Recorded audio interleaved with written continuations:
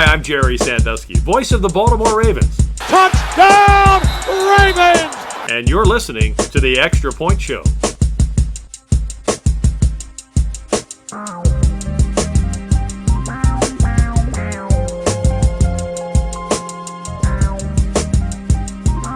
Hey, and welcome to the Extra Point Show, everybody. I'm Vasilios. Thank you so much for being here. Look, the Ravens are 1-4 right now. Very likely going to be 1-5 this weekend as they take on the LA Rams at home. Not much to look forward to here, but I'm going to preview this matchup anyway. Just flying solo again today. No rants this week. We got that all out last week. We knew what this game was going to be. So, taking a look at this matchup here, I mean, Matthew Stafford has been turning back the clock like crazy. So far, I mean, they lost to the 49ers last week, a Mac Jones-led 49ers team, mind you. And they should have won, but Kyren Williams fumbled their chances away. But looking at Stafford's stat line, like 30 of 47, he's still throwing it 50 times a game, 389 yards and 3 touchdowns. If he can do that against the 49ers, who are 4-1, imagine what he can do against the 1-4 Baltimore Ravens that are averaging, I think, about just over 38 points per game this season. And I mean, look, it's supposed to rain on Sunday. We're supposed to get like some nor'easter or something around these parts. I don't know how that's going to change things. I mean, they might run the ball more than they usually do, but I mean, Puka Nacua is going to eat. I don't see a reality in which the Ravens have enough firepower on defense to cover Nacua, who I believe last I checked was on pace to become the first 2,000-yard receiver in NFL history. I think it's going to be rough for your Ravens. And for the injury report, Lamar out, so we get to see Cooper Rush suit up in purple again, and Chidobe Awuzie, Emory Jones, Patrick Ricard, Roquan Smith, and Tez Walker. All those guys are out. Zay Flowers is questionable with a shoulder injury. So that means if you just see those names that I just mentioned out for you, Kyle Hamilton and Marlon Humphrey are back on the defensive side of the ball. And it looks like Kyle Van Noy is going to play again as well. I don't think that's going to help per se. I think things are still going to be rough. I'm worried about, I mean, this defense, even before all these injuries, it was bad. Really bad. And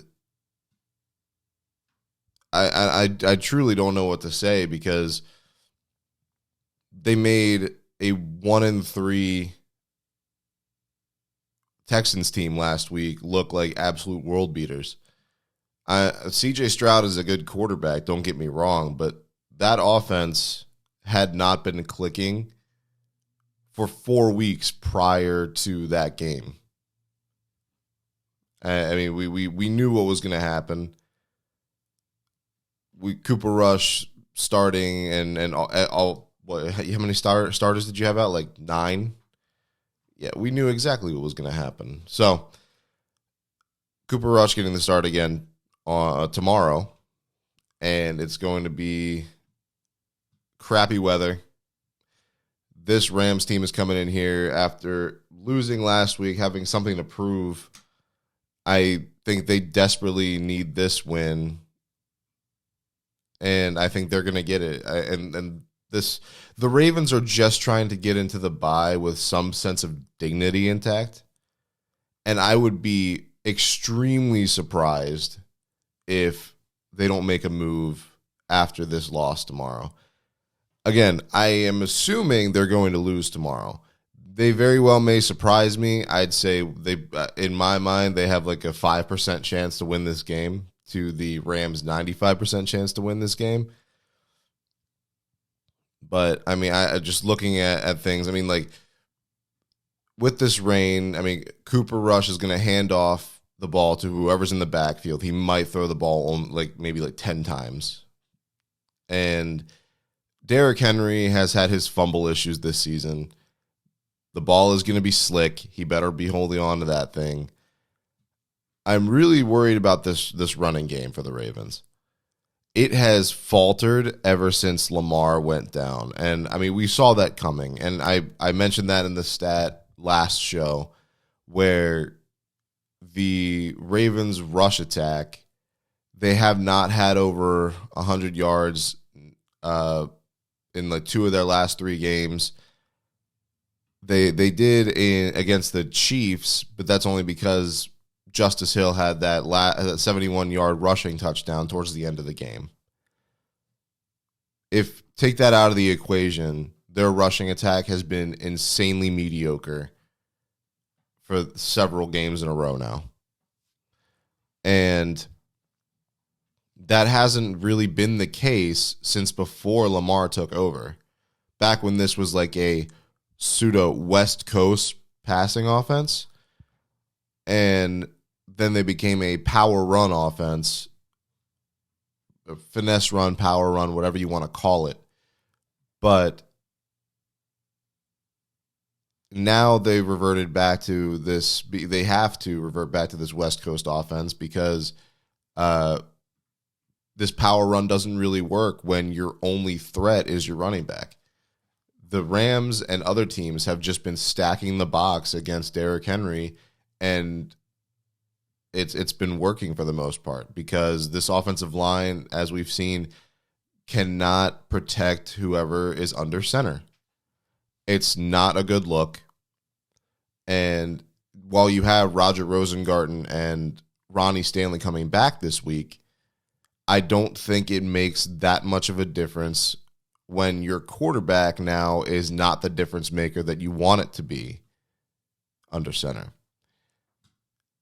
Looking at Rush's game against the Texans last week, by the way, just a refresher, the Ravens lost that game 44-10. 14 of 20 for 179 yards, 0 touchdowns, and 3 interceptions. Remember how I said he might only throw 10 passes with this absolute deluge coming? He only threw 20 passes in a game with perfect conditions. Now, I say perfect conditions. It was hot. I was at that game. I was baking in the sun. It was just awful. But if he's throwing it 20 times in 80-degree clear sky conditions, then I guarantee he's not going to throw it more than 10 times in conditions that we're about to see tomorrow. Going back to the running game here, Derrick Henry carried the ball 15 times against the Texans for 33 yards. That is a 2.2 average yard per carry. That's awful. And he did have a touchdown, but that came in garbage time, and it was the Ravens' only touchdown of the day. And I'm going back to the Chiefs game here so we can see what Derrick Henry's stats are. 8 carries for 42 yards. That's a better yards per carry average, but it's still, again, that's 2 consecutive. He has 70 yards, 75 yards over a 2-week span. And then you go back to the Lions game, where I believe he did have a much better game at 12 carries for 50 yards. So he's at 125 yards in the last 3 games. That's not great. That's not conducive to success for your team. This has always been a run-first team, and we know that. And I'm just gonna keep going back in time here. Go to the Browns game. You look at his stat line there, 11 carries for 23 yards. That's another just over 2 yards per carry. The Browns outrushed the Ravens in that game. He has not been the same since week 1 against the Buffalo Bills. I feel like it's time to start having this conversation. Is Derrick Henry washed? Or is the team just trash at this point? Is the offense just not able to work the way it once was? Because he had 18 carries for 169 yards. That's almost 10 yards per carry and 2 touchdowns in that game against the Bills. Now, given he had that fumble, again, he hasn't been the same since. But I think it's time to start with the narrative that Derrick Henry might be washed. He's going to get a ton of carries tomorrow. Not because he's been knocking everyone's socks off recently, but because that is their only option. It's going to be a blend of Henry, Hill, and Keaton Mitchell. You might even see some Rasheen Ali in there somewhere. It's going to be running back heavy. They're just going to try to run the clock out and get out of there as quickly as they can so they can make whatever moves they're going to have to make in week 7 when they're on their bye. Things are disastrous for the Ravens right now. Offense is faltering. Your star running back is looking like he hit the wall and he's falling hard. Your defense, with all the praise that it received in the offseason, is now looking completely inept. Like the worst defense that Ravens fans have ever seen in Baltimore. Just for reference, and I know everybody's seen this statistic to death already, the Ravens have given up more points in the first 5 weeks of the season than they did all of 2000. And I know you can say that 2000 team was legendary. It is the best defense of all time. It's unfair to put this defense against it. But that's the point. That's the Ravens' identity, is defense and running the football. And both of those things are not happening this season. Both of those things have gone by the wayside while we've had to watch this collapse happen in real time. A rudderless ship is not going to go anywhere but in circles, and that is where the Ravens are right now. They keep trying the same thing over and over. That's the definition of insanity. You keep expecting a different result, but you keep doing the same thing. So, all I got to say is John Harbaugh and company, they have to do something.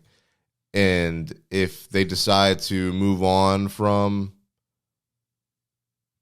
Zach Orr come this bye week, awesome. If not, well, man, I sure hope that Harbaugh believes in his guy's ability to get this defense back on track, because I sure don't. And if he is tacking his career onto the hopeful success of Zach Orr as his defensive coordinator, he's a better man than me, because I would have cut ties after week 3.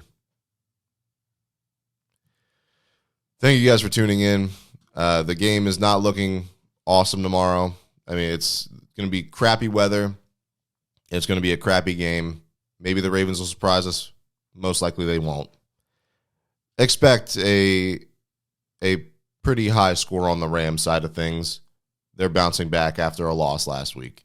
Matthew Stafford, if you own any Rams in fantasy football, start them. Doesn't matter who. Could be the 4th string receiver. Could be Demarcus Robinson, who I believe is playing for them still. Start whoever you have that plays for the Rams, because I'm sure going to. I traded for Matthew Stafford earlier this week, fully expecting like a 35-point game. Anyway, thank you guys for tuning in. I'm Vasilios. Catch you next time.